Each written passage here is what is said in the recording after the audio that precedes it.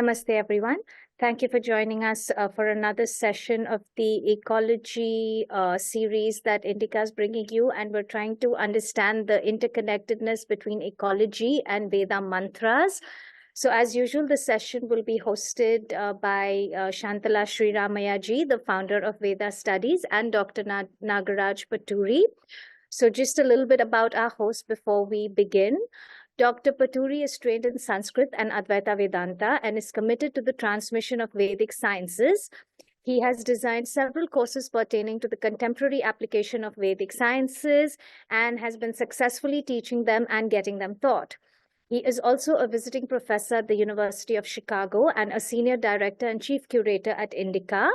He is an executive committee member at the MIT School of Vedic Sciences in Pune, and he has authored several articles for the media and delivered several series of talks for radio and television. So Dr. Paturi will be elaborating this evening on the Ratri Suktam, and the Suktam will be recited, of course, by Shantala Sriramiah ji, who is the founder and chief teacher at vedastudies.com. And it would be wonderful if you joined us, Shantala ji and Dr. Paturi. Namaste. Namaste. Namaste, Shantala ji. Thank you, Sophia, for the introduction. And Nagaraj ji, namaste. It's an honor to be back here with you. So I'm going to hand over the session to you now, and I'll see you towards the end of the session. Thank you so much. Nagaraj, do you want to introduce the Suktam, or shall I just begin with the invocation and the recitation, and then you will do the introduction? Yeah, let me do a small introduction to the Suktam.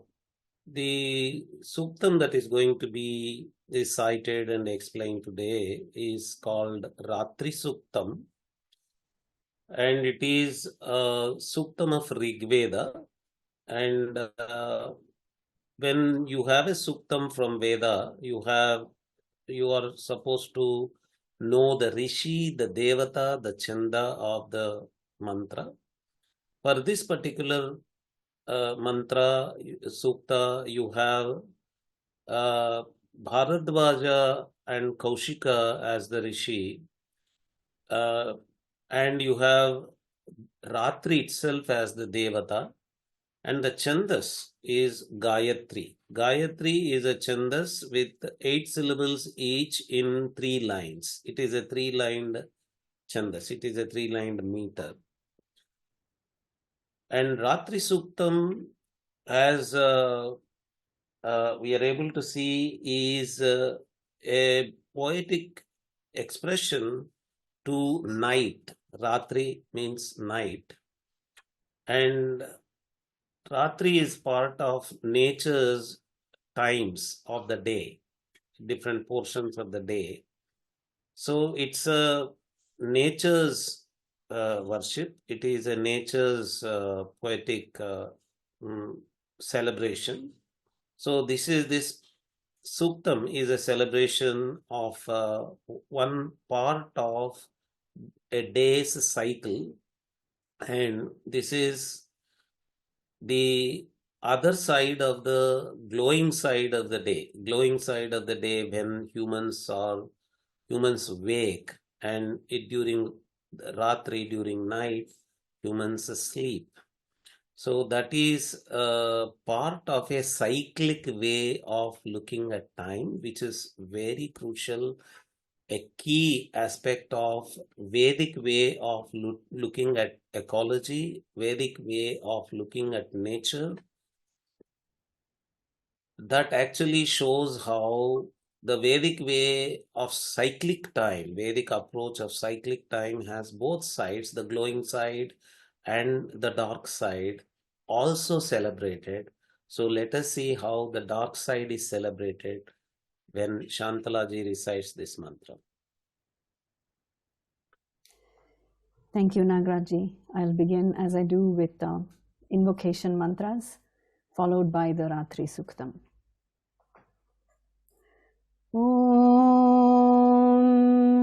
Shri Gurubhyo Namaha Harihi Om गणानान्त्वा गणपतिगं हवामहे कविं कवीनामुपमश्रवस्तमम् ज्येष्ठराजं ब्रह्मणां ब्रह्मणस्पत आनः शृण्वन्नोतिभिः सीदसादनम् महागणपतये नमः।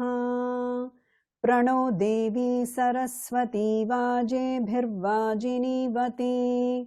धीनामवित्र्यवतु आनो दिवो बृहतः पर्वतादा सरस्वती अजतागन्तु यज्ञम् हवन् देवी जुजुषाणा घृताचीशग्मान्नो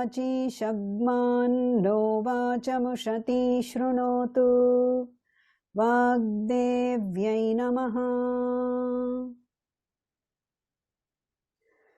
रात्रि सुक्तम्। ॐ रात्रिव्यख्यदायति पुरुत्रा देव्या अक्षभिः विश्वा अधिश्रियो ओधिता ओर्वप्रा अमर्त्या निवतो देव्यू उद्वताः ज्योतिषा बाधते तमाः निरुस्वसारमस्कृतोषसन् देव्या यति अपेदुहासते तमाः सानो अद्य यस्या वयन्नितेया मन्न विक्ष्महि वृक्षेण वसतिं वयाः निग्रामा आसो अविक्षत निपद्वन्तो निपक्षिणाः निश्येनासश्चिदर्थिनाः यावया आवृक्या अर्वृकैयवयस्तेन मूर्म्ये अथा नः सुतरा भवा उपमापेऽपि शत्तमः कृष्णं व्यक्तमस्थिता उशर्णेव यातया उपतेगा इवाकरं वृणीष्वदुहितर्दिवः रात्रिस्तोमन्न जिज्ञुषे ॐ शान्तिः शान्तिः शान्तिः। I'll recite the first mantra again and hand over to you.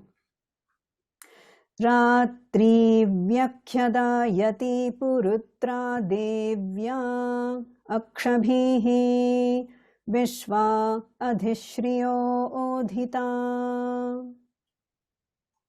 This mantra, Ratri Suktam, in a contemporary celebration of it or execution of it, is looked at as a form of Devi, and it is used as a mantra to worship Devi, the feminine, divine feminine in the Vedic tradition. And usually it is looked at as the mantra to Kali. If you look at the word Kali, the word has Kala, time in it. So Kali is a time celebrating or time worshipping way of actually looking at the divine. And the word Kala has the meaning of darkness also. So Kali is the dark one. So probably that is the reason why this mantra is being taken as a mantra to Kali, the divine. But if you look at the mantra, the way it is going, there is cyclicity getting celebrated in it. For example, in the mantra, twice comes the word Ushas in it. Ushas refers to dawn, and Ushas is one of the most beautifully, fascinatingly described Devata of Rig Veda. The Usha mantras on the Devata Usha are so beautiful, so colorful. And here what is happening is the night is not just being looked at as the dark side of the day. It is every time getting connected to the dawn, and it begins with dawn and again ends in dawn in the penultimate mantra. And if you look at this first mantra, what it is doing is it is not looking at the dark or black side of the night, it is talking about the stars and all the beauties and all the light. The glowing side of the night is what is being described here. For example, here Akshabhi with nakshatras, with the stars, it is actually spreading everywhere. Vyakhyadayati. And it Shriyaha with all glowing things, with prosperous things, it is actually occupying, it is adorning the whole of the universe, Vishwa, everywhere it is adorning. So this first mantra itself is beginning with a very positive way of looking at night, the darkness of the night, as a glowing and scintillating and luminous aspect of nature. ऊर्वप्रा Amartya निवतो देव्यू उद्वताः ज्योतिषा बाधते तमाः. Again, this mantra also, it is saying that Jyotisha badhate tamaha. It is actually fighting with the darkness. It is actually attacking the darkness, is what this mantra is saying. So it is also again not talking about night being darkness itself. It is that which fights with the darkness with its luster, Jyotisha. With, with its luster, it is fighting the darkness, is what is being said. So again, a very positive way of looking at the dark side of the day. And another beautiful thing which is ecologically very important for the cyclic perception, cyclic way of looking at nature, that is there in the ecological perspective, the environmental perspective, inherent in Vedas, key to Vedas, vital to Vedas, is that night is being viewed as amartya. It is immortal. So it keeps coming back. It doesn't go away forever. It keeps coming back. And that immortal night is expanded. And there are two words, nivataha, udvataha. It is actually filling the lower places and higher places also. And that is how it is actually occupying everything. So it is being viewed as a thing which is occupying everywhere. That is how actually in the Vedic perspective of ecology, what we see is that every aspect of nature is made a center, and from that center there is a holistic perspective of nature. So for example, when you see Agni as the center, the whole of nature is different forms of Agni only. But when you are looking at night, we are looking at the whole of nature as filled by night itself. And it is actually the night is being looked at as something which is fighting with the tamas, which is fighting with the darkness. So metaphorically, we can look at this as uh, that side of the day which is actually creating knowledge in us. It is enlightening to us. So the way of looking at night here is not just part of the cyclic way of looking at it, but also as something which is all pervading and all enlightening and all useful for humans. निरुस्वसा रमस्कृतोषसन् देव्या यति अपेदुहासते तमाः. Again, it is apeduhasate tamaha is the word that is being used here. Darkness departs. And how darkness departs? Because her sister Ushas arrives here. Because Ushas, Oshasam is being mentioned here. Because her sister arrives here, dawn is being, see the way dawn is being considered to be the sister of night. And this goddess, when she advances, She is preparing the way for dawn, and when dawn arrives, the darkness departs. Again, there is a positive way of looking at it, and metaphorically, it is actually talking about enlightenment, hope for enlightenment, and it creates optimism. It removes the fear of ignorance. If darkness is a metaphor for ignorance, it is saying that that ignorance has to go away anyway, and dawn of knowledge, dawn of enlightenment has to come anyway, and it is all going. So please don't worry about the dark part of nature, dark aspect of nature. It is always associated with the dawn, Usha, the beautiful goddess. Sano adya yasya vayanniteya manna vikshmahi vrikshena vasatim vayaha. Again, we can see that it is getting connected with various parts of nature like birds and trees. And when we see night, we are actually looking at the birds and trees.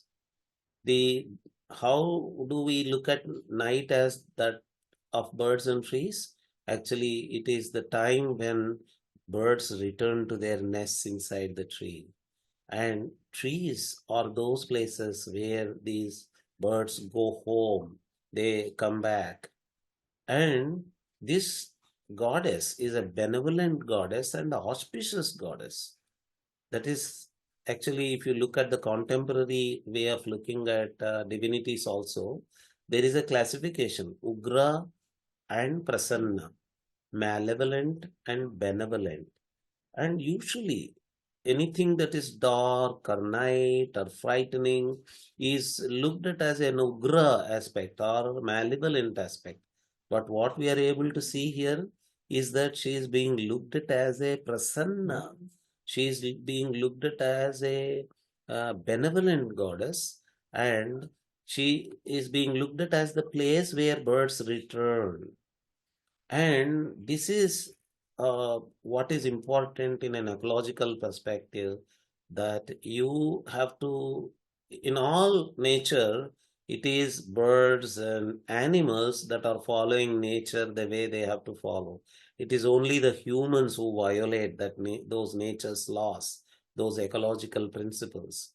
So birds which return home, return to the trees, return to the nests as per the exact natural cycle, ecological cycle, are role models for humans also to return in time for the nests. And again, there is a metaphor that we return to our origin, humans' self in its spiritual practice also returns back to its nature. And that way, what is metaphorical of night, that is the other side of life, also is being looked at as a very positive development, that the self returns to its original abode. That spiritual meaning is also incorporated in this particular mantra. निग्रामा आसो अविक्षत निपद्वन्तो निपक्षिणाः निश्येनासश्चिदर्थिनाः. Again, the same meaning that the creatures, birds, etc., are returning back to their dwellings. But here, men are included. It is being mentioned that men have also re-entered their dwellings, just as the birds have re-entered their dwellings. And there is a specific bird, hawk is also mentioned here. Those hawks which are very swift are also siena. The word used for hawk is a siena. The siena is also returning, and the various beasts are also padvanto, they are also returning. Pakshinaha, they returning, and all the men are also returning to their homes. So that returning, that cyclic way of looking at time, uh, again, there are metaphors of how actually self returns to its own natural nature. Its self returns back to its self, so to say.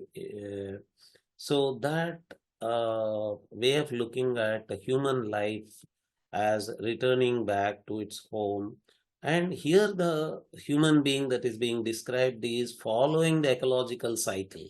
The human being here is behaving just like the other creatures, like birds and even hawks for that matter. He is behaving like all creatures which return to home, to their own homes, following the natural cycle. Yavaya avrikya arvrikai yavayastena urmye atha anasutara bhava. Here, there is an expression speaking to someone. The other mantras up to this one were descriptive in nature. They were describing something in third person, but there is a second person addressing way in this mantra. There is a vocative way. There is addressing someone. And who is being addressed here is Urmya. And Urmye is the Sambodhana. It is the vocative expression here. And addressing Urmya, that is night itself, is being addressed as Urmya. It is saying that, oh, please safely pass away from here. Ata na sutara bhava. Comfortably, easily, give us comfort. So be a comfort giver to us. Be an easily passing entity for us. For that purpose, what you have to do is vrika, the she wolf. You have to keep away the she wolf from here, and you have to keep away from the wolf also, and you have to also keep away from Stena, the person who steals, robber. So all these are entities which live in during the night, but they are not helpful creatures. So keep away from the negative entities. He keep away from the thief and all that. Again, metaphorically, it has got to do with the negative sides of nature, negative sides of human personality. So it is a request to the night aspect of time to help us to get away from all the negative aspects of personality and give us only the good personality. And it is a request to make our life sutara, comfortable, by keeping away from all these negative sides. So one beautiful aspect of Vedic ecological perspective is that uh, compared to some other ecological perspectives where always there is only a positive way of looking at the positive aspects of nature, in the Vedic ecological perspective, there is always a consciousness of negative sides of nature also, and there is an openness to remove those negative sides of nature also. That is what gives distinction to the Vedic ecology. So the pure ahimsa side of ecological perspective differs with Vedic ecology, because in Vedic ecology there is a balance between the Hinsa approach and the Ahimsa approach. So here we are able to see that she wolf, wolf, and robber are being considered to be entities to be avoided, so that there is a comfortable way of passing for us. This distinction of Vedic ecological perspective is reflected in this sixth mantra.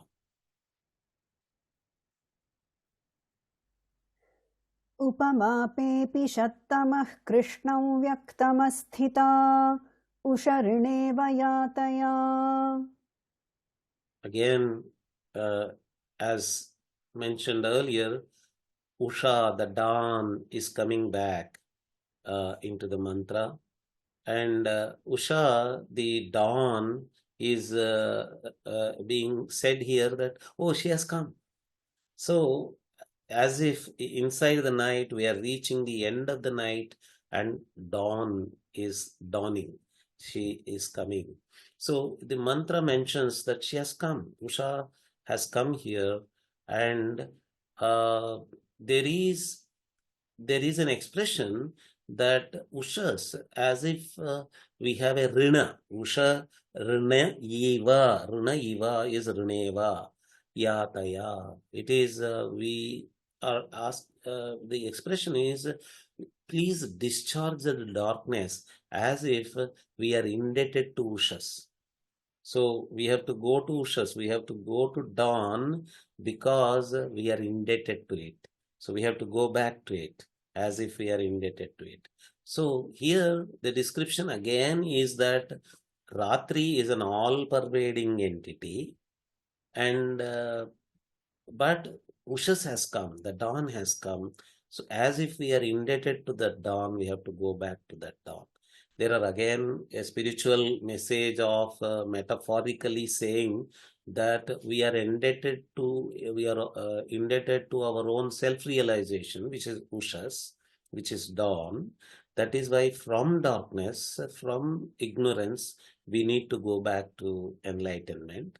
And from a natural ecological point of view, this is again repeating the cyclic perspective that we have to go to the development side of looking at it. We have to go to the rich side of it.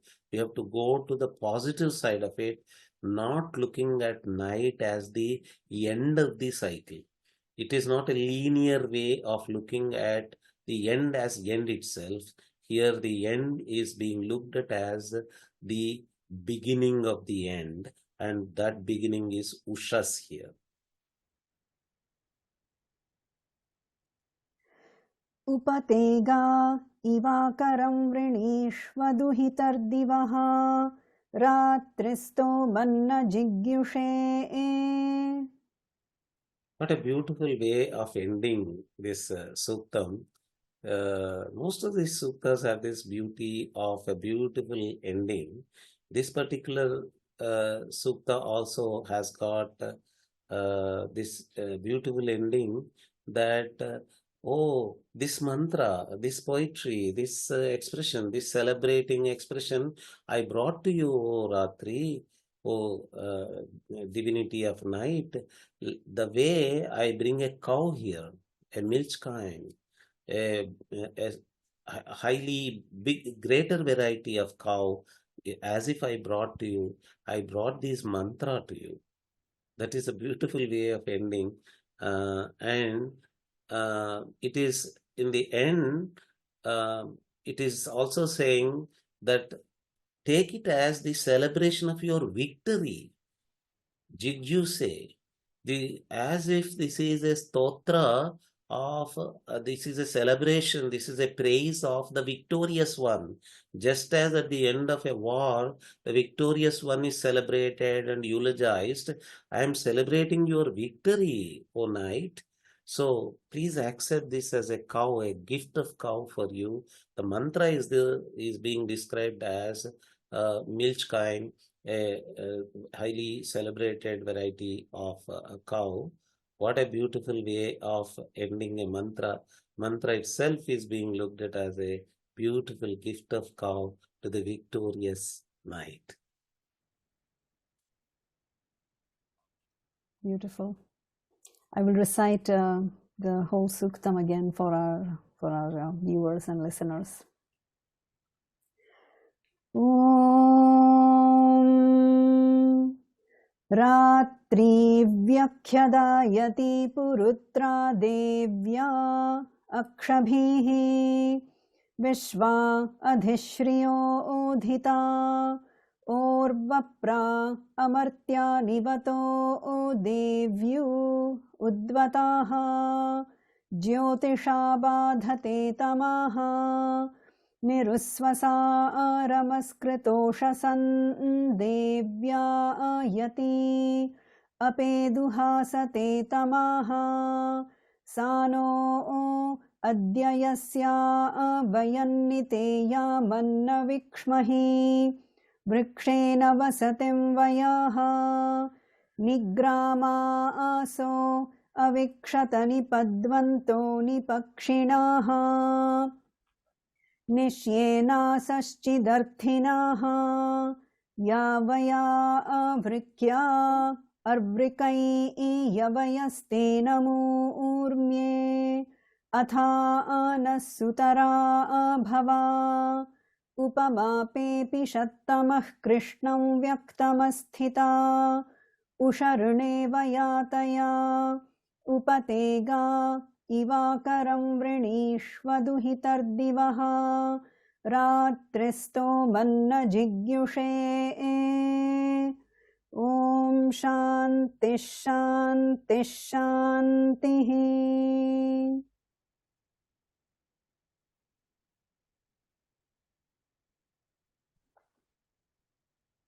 Thank you very much. That was a very, very sweet and soothing rendering. Namaste. Thank you so much, Shantala ji and Dr. Nagaraj Paturi. Shantala ji, it's always such a pleasure to hear you recite and then to take that recitation, what Dr. Paturi does, and turn it into this deep philosophy and make all these deep connections. It's just so beautiful how the sound of the mantra and then the explanation of the mantra complement each other. To bring those two things together is just such a beautiful experience, and I hope everyone who's watching this learns from it and understands the depth of Veda, and also understands this nature that is outside of us is also within us, and that is how we can ultimately reach a place of self, that there is no division between what is outside and what is inside. And I think these kind of talks and these kind of discourses on Veda can really help people see that and understand that. So thank you so much for bringing together the actual practice and the recitation and then the knowledge that that mantra embodies. It is such a perfect union. So thank you so much for being a part of Indica and for elaborating on all these beautiful, very, very precious ancient texts that are still so relevant even in this time and will forever be relevant. So thank you so much, and I'll see you all for the next Suktam. Namaste. Thank you so much. Namaste. Thank you.